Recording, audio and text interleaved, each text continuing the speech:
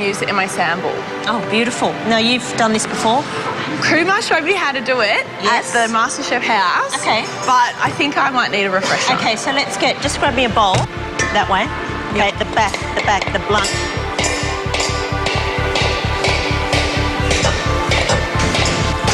There we go. Okay, so there's your coconut juice. Gorgeous. Right. The coconuts are really tough. They're hard to open, but Kylie gives me a hand, and by the end of the third coconut, I'm pretty good at it. That's it. Stronger. That's it. That's the sound. Good girl. Good girl. Cool. Perfect. Great. Okay. Thank you.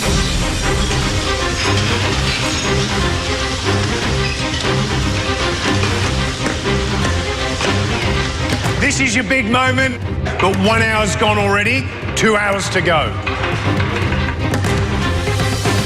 Beetroot's the star of this dish. Goat's cheese tortellini, the beetroot puree and a beetroot borscht broth. For that reason, I have to make sure all the 4 components taste different, otherwise it's just a plate of beetroot. I'm going to boil my beetroots for my puree, then I'll skin them and grate them and then just cook them with cream. For my whole beetroots, I'm going to roast them whole in their skins still. And for my borscht, I'm actually going to peel the beetroot, roast it and then chuck it into the soup and finish cooking it in the soup, so it's got a roasted flavour for the soup. The first hour of this challenge certainly has me rattled. I've started by having to change my dish in the first minutes. Then I've moved on to using a coconut machine I've never used before, and it doesn't seem to want to be my friend. I need to have all 3 parts of this coconut out before I can start cooking the rest of my dish. And I'm still struggling with getting all the flesh out. For the cheese and mint fingers, I am going to use a filling of potatoes, some cheese, some spices, as well as some pistachios. And I'll just basically saute all that down and let it cool before I then roll it in the spring roll paper. There's a completely different vibe in the kitchen today. It doesn't really feel like a competition. Everyone's kind of helping each other. We're standing at the stove, and if something's burning, people are getting it off, and it's this really nice feeling.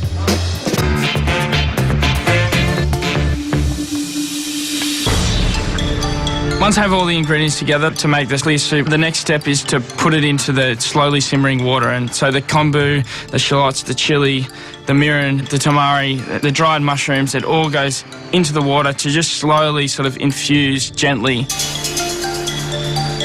I'm standing at my bench mincing some garlic when I look up and His Holiness, the Dalai Lama himself, has come into our kitchen to meet us. Clarity, vision, it's all gone out the window. I don't know what to do.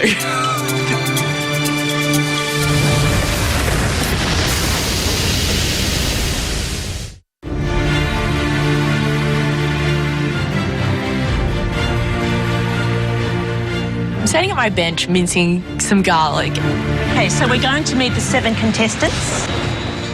When I look up and His Holiness, the Dalai Lama himself, has come into our kitchen to meet us. Oh my God. And we're going to meet Danny first, okay?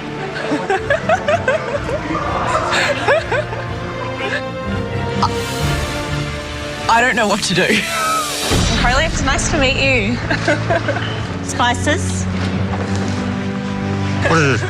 Coconut. Oh, coconut, yeah, that's Coconut. I told her you like spices. right. I can't believe Dalai Lama is in the kitchen. Very good. Very good. Looks very beautiful. Very good.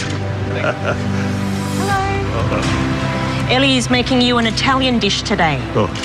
She's making it with her hands. They're all putting in so much effort. To be looking into the eyes of the Dalai Lama is just out of this world. You never think that in your wildest dreams you're going to meet him. It's a pleasure to meet you. I think it's probably the most special feeling I've ever had. Yeah, I got the chills. What is this? Cheese. This is cheese.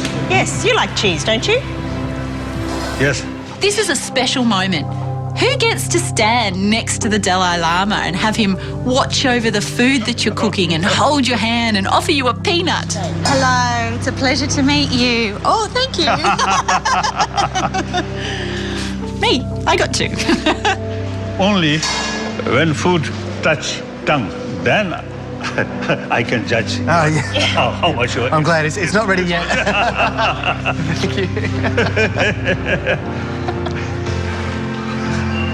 Dalai Lama touched me. His Holiness touched me. It's a very emotional day in the kitchen today.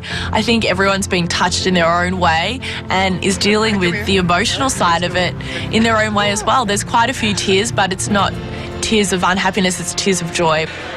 Guys, just 1 second, look at me. Just want to say one thing. You just met the Dalai Lama. You have 1.5 hours to go.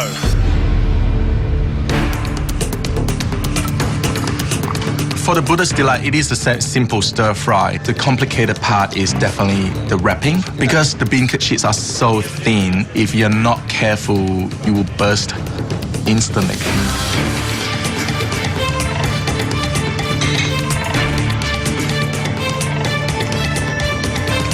Finally time to get on to making my tagine.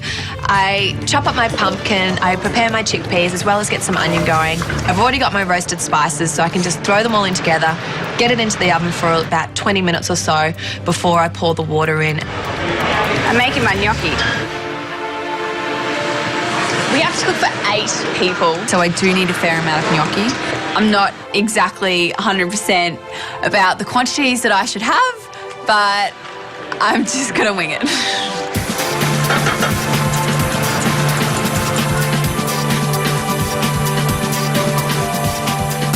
For my pasta, I'm going to go with my tried and tested dough. It's a little bit more complex than the, just 1 egg per 100 grams of flour. I go with lots of egg yolks to make it really rich.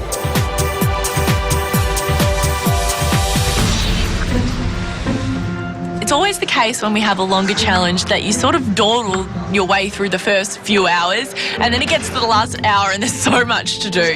When you get a curry in Sri Lanka, you don't just get one curry. Right. You get lots of different And the things. idea is that the roti is the centerpiece and then you grab little bits of... Yeah. For my Sri Lankan vegetarian curry, I still have to cook my potato curry, cook my bean curry, finish off my sambal, fry off my roti. I need to do this all within the next hour. You got to keep a little hole. Once the soup is chilled, it's ready to be introduced to the clarification mix. The brown soup is not going to be clear as in colour, like the water is clear coming out of your tap. It's going to be like see-through, so it'll be brown, but you'll be able to see the bottom of the bowl. That's the hope.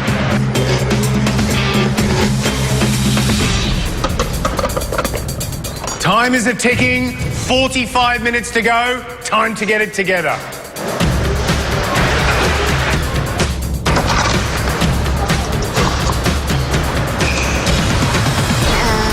I'm in a mad panic. I get over to the oven and I can't even work out how to turn this thing on, how to change the temperature. I don't know how to work the oven. These are big industrial ovens that I have never seen before. Just want to drop it to 160. Walnuts, candied walnuts. Who's got candied walnuts on the stove? Oh. Michael? Yeah. Hearing Gary yelling and I didn't pick it up until I heard, "Who's the candied walnuts? Who's the walnuts?" And I'm like, oh, they're my walnuts. Are they gone past it? I don't have time to redo my candied walnuts straight away, and I'll only do them if I have time later. Because although it's just a extra garnish on my dish, it adds another level of flavour, another texture, and for now the candied walnuts are off the dish. It's about 30 minutes to go. I need to check on my tagine to see how it's going. Who turned this oven down? Me. There was nothing in there when I turned it down. I turned it down about 10 minutes ago. Those have been in there for about 20 minutes, Have they? 25 minutes, those pumpkins. Oh, I'm so sorry. I'm so sorry. Do you need it up? I can move it into... There's nothing I can do. I just need to put the tagine into another oven that's at a high temperature and just hope that's going to cook. As if things can't get any worse, now I'm feeling really guilty if I've had an impact on her dish and it means it's not going to be cooked properly. Oh, I'm just going to feel awful. Oh, I don't need the stress at the moment. I've made gnocchi a couple of times, but The consistency is something that really has to be perfect, and I start to panic when I'm forming the dough because it's just not coming together the way I want, and the mixture is just, it's really wet. What I do is just make sure that you press and fold, right, rather than mix, right? Because as far as possible, what you don't want to do is develop the gluten, and that feels quite nice. And then little test, springing back. Yeah. See that little spring back? So what you want to do now is get a knife, take a little piece off, and test it. Because the worst thing that can happen is you roll all of this out, go to cook it. Okay, let's go. The thing that's bad about a wet mixture is that it's going to be soft and gluggy, and it just won't hold its shape.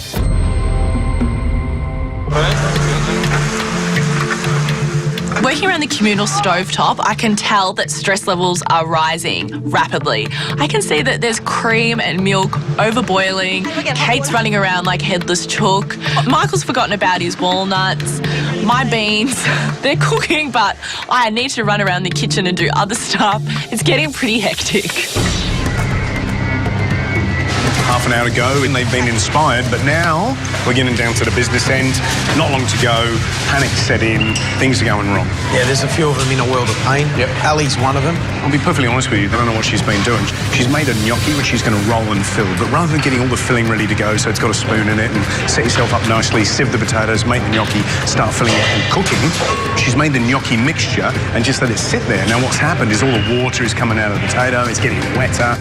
I've let the dough sit for too long. It's really moist and gluggy. I have no idea what I'm going to do. I've just chosen a completely wrong dish.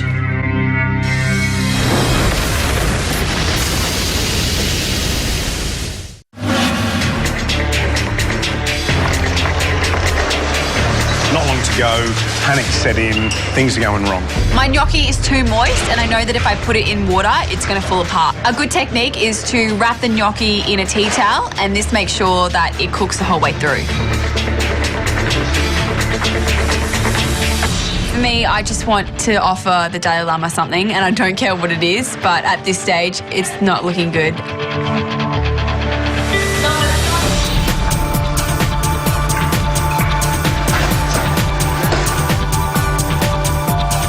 With all the craziness in the kitchen, we're sharing one, 8-burner stovetop, and, in all the confusion, someone's bumped my heat right up, and that's not good for my clarification. It's just got to gently sort of bubble away, and, if this has stuffed up my clarification, it could ruin the whole dish. You know what it's done, because see where that's cooked and that's not quite cooked? Yeah. I'm in trouble. Everything is everywhere and I'm so out of control. I feel like I need to be in every area of the kitchen all at once. I need more arms and more legs. I've got to get the anglaise on, I've got to get the puddings out of their tins, I've got to get the mangosteens peeled, and time is running out.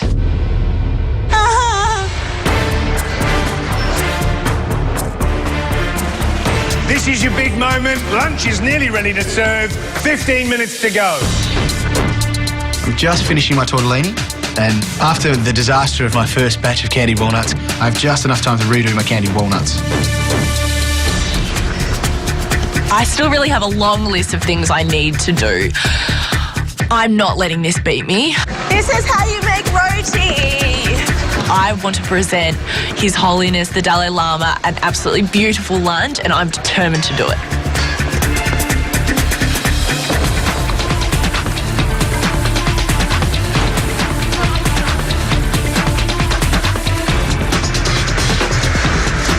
Coming through.